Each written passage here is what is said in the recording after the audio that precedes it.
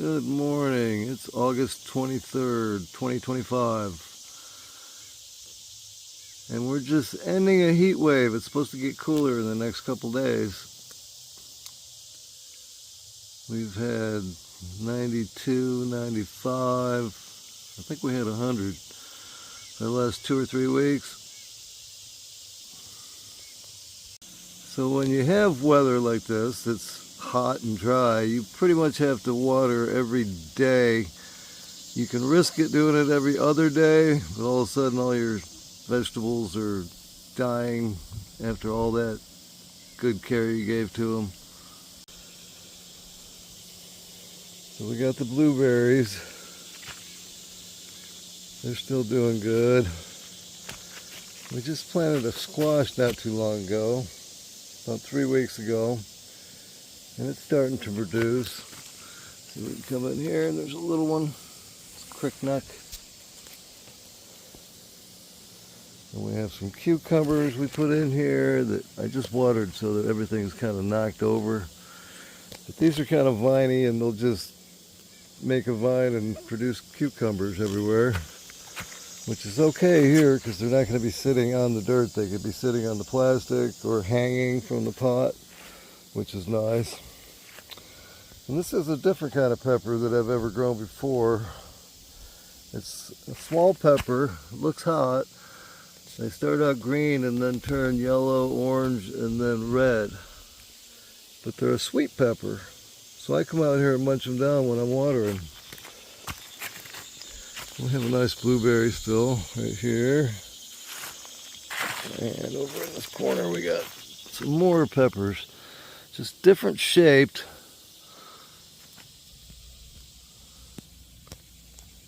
Look at them all in there.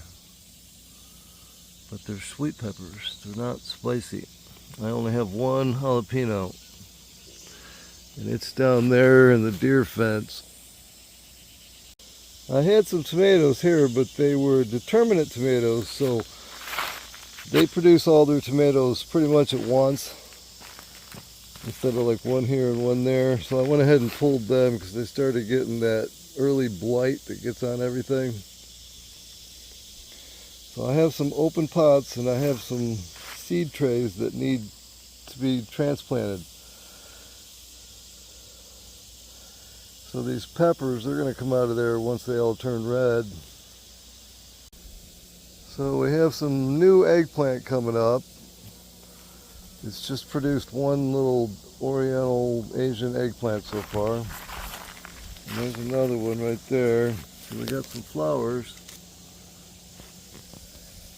I just picked one yesterday. I've got like 5 or 6 of this type of pepper, so I'm just going to wait till they all turn red and just go ahead and freeze them whole. And here we got some bell peppers that are starting to turn kind of yellow. That's one thing. They have to stay on the vine in order to change color. So you can pick them now, which they're like juicy apples, which I do from time to time. Just come out here and start biting into one like an apple. See, this one is a purple one. It's starting to turn yellow and then purplish. And you can see down there, there's a purple one. They supposedly have a lot of antioxidants in them. We have some bells hanging down there.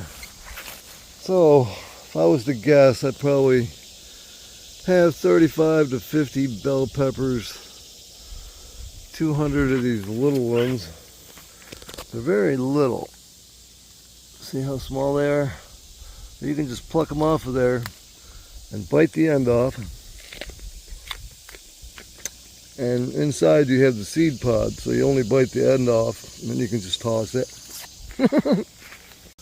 Here's a bell and it's starting to change color. You never really know what color you get until they produce the colored pepper, because they all come out green except the purple ones. Sometimes they come out purple when they're little, but they're an unusual pepper.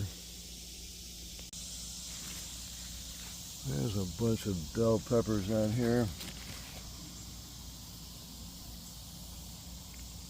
They're everywhere.